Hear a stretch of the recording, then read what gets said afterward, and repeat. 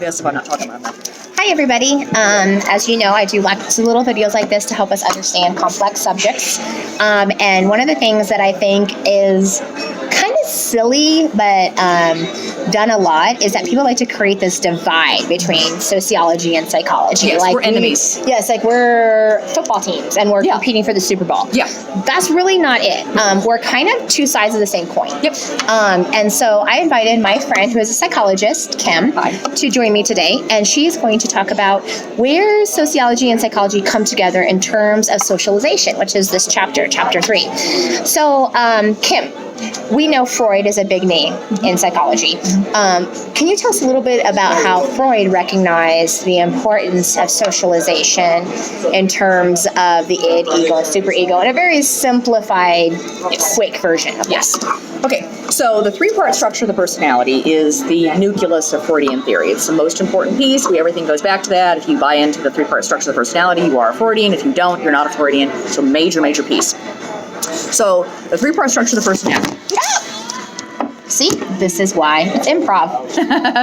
So this is Charlie. He's a robot. And we're going to use him as our example. So the three-part structure of the personality says that the very first part that you have when you are born is your id. Your id is who you are. And your id is the most fundamental, most basic part of the personality. It's all want, it's all need, it's all demand. It screams until it gets what it wants. And it has absolutely no appreciation for anybody else's wants or needs or concerns. It only cares about itself. You also cannot feed it enough. It will just scream and want for more. It is driven by sex and aggression. And so, of course, it just endlessly just wants and needs and screams and thrives. Okay. And when we're first born, that's all we have is just id.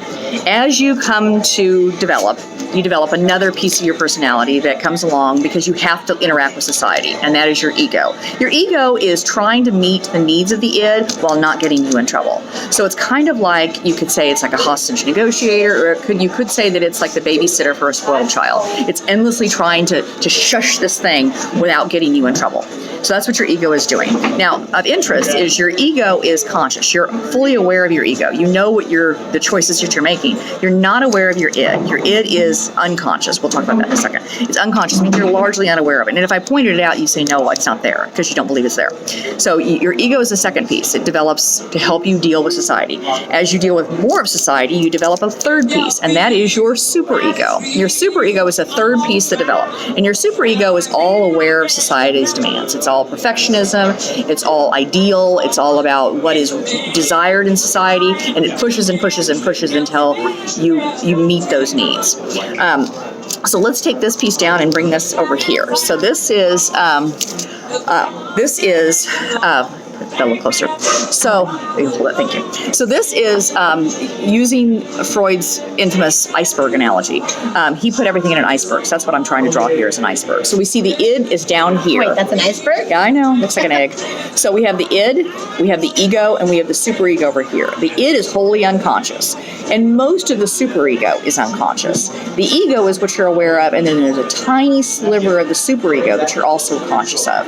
But most of this is hidden into the unconscious, which means you do not recognize it's there. In fact, you'd absolutely insist that it's not. So your id and your superego are constantly warring back and forth. They're fighting and fighting and fighting, and your superego is judging your id. It's stewing out anxiety and doubt and frustration and all these sort of unpleasant mental health feelings, what we label them So now. is it like the devil and angel?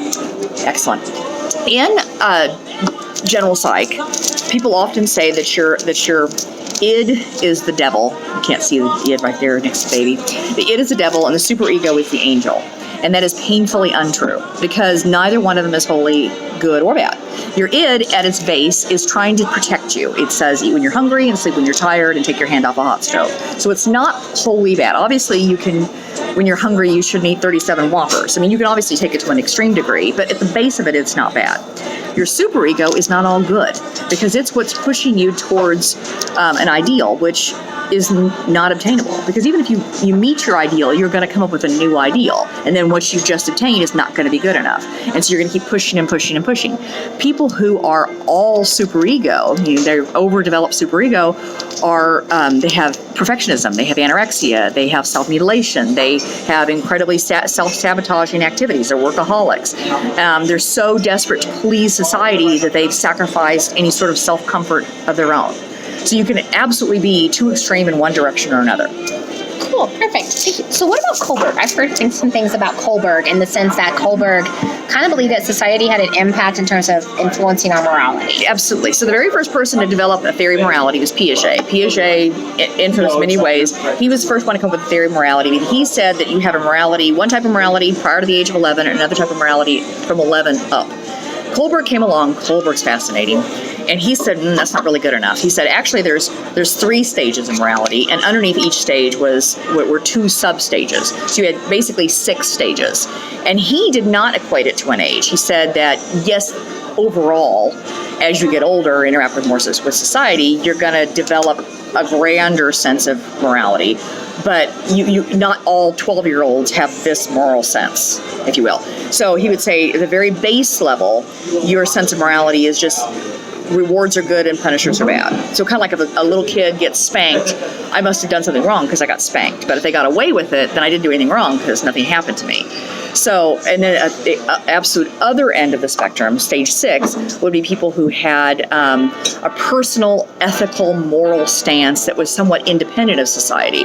Meaning it didn't matter if society shunned it or approved of it. You were going to believe what you believed irrespective of whether or not society agreed with it or didn't agree with it. So, for example, like people that helped with the Underground Railroad, those are people that had evolved to stage 6. So yes. Well, okay. Absolutely. Now, people evolving to stage 6 is wholly controversial because there's not a whole lot of people who do that. But nonetheless, yes, ideally, things could be morally right and legally wrong and still be okay. So he would say that those people are the most morally advanced individuals. All right, perfect. Yeah. So in summary, how do psychologists view socialization, the impact of society upon us as people? Okay.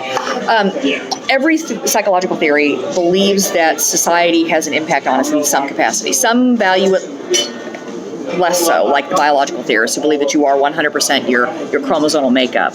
I have blonde hair and I have blue eyes, and I inherited that along with my disposition towards aggression or what have you. And that's what you are. But they still at least acknowledge that environment has a potential for modifying that. So society and societal demands have the potential for modifying that, and more so as you get older, less so when you're younger. And then you can go all the way to a theory that believes you're 100% environment, and that's the social cognitive learning theory. The social cognitive learning theory believes that you are 100% environment. They would say there's no impact from anything else but environment. You could be the Dalai Lama, yet if the moment that you are in says you are an axe murderer or you won't survive, you will be an axe murderer. And they would say that you are 100% the environment you were placed in. In fact, they would say there's no such thing as personality. They would say that the idea of a personality or some sort of internal consistent thing that makes you the same person from day to day is completely an illusion, because they would say that you are 100% the environment you were placed in. If you have the same environment and the same demands every single day, you'll behave the same every single day. But if I have a demand one day and I pluck you up from here and I place you in, say, an urban environment and you're have to fight to survive, then you will be that person. And so we say you are 100% the environment that you were placed in, and that can be used to explain all sorts of societal ills, if you will. Yeah. Well, awesome. Thank you, Kim. Thank you.